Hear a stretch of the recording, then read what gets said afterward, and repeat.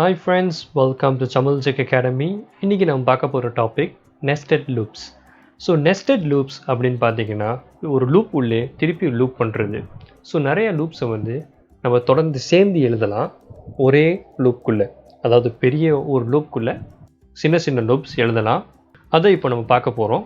So for ஒன்று எழுதுவோம். For X in range of 5 அப்படின்னு போட்டு கோலன் போட்டு மறுபடியும் ஒரு ஃபார் ஒரு y in range of 3 அப்படின்ட்டு வச்சுக்கிறோம்.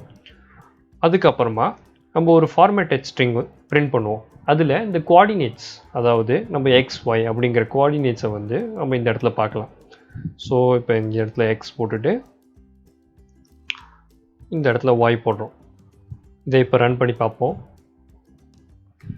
இங்கே நீங்கள் பார்த்தீங்கன்னா இந்த இடத்துல கோடு கரெக்டாக ரன் ஆகிருக்குது. இங்கே கோஆர்டினேட்ஸாக 0 0 0 1 0 2 அப்படின்னு தொடர்ந்து பிரிண்ட் ஆகிருக்கு. இது எப்படி நடக்குது அப்படின்னு சொல்லிட்டு இப்போ எக்ஸ்பிளைன் பண்ண போகிறேன்.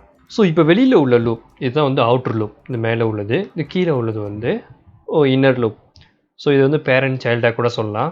இது வெளியில் பெருசாக இருக்கிறனால பேரண்ட் கீழே, அதுக்கப்புறமா இன்டென்ட் ஆகியிருக்கிறனால அதை சைல்டுன்னு சொல்லி நம்ம யூஸ் பண்ணிக்கலாம். உங்களுக்கு எது வசதியோ அதுபடி பாருங்கள். முதல்ல இந்த எக்ஸ் 0வாக இருக்குது. ஸோ இதில் 0 பாஸ் பண்ணதுக்கப்புறமா இந்த லூப்புக்குள்ளே என்ட்ரு ஆகிறோம். இந்த லூப்பில் ஒய்யும் 0, ஏன்னா ஆரம்பிக்கும் போது 0 தான். ஸோ 0வாக இருக்கும்போது ஃபஸ்ட்டு இட்டரேஷன் 0 0 தான் பிரிண்ட் ஆகுது. ஓகேவா? ஸோ ஃபஸ்ட்டு இது 0 0 ஆனதுக்கப்புறமா இதே லூப்பில் இந்த கீழே உள்ள இன்னர் லூப்லேயே திருப்பி ரன் ஆகுது.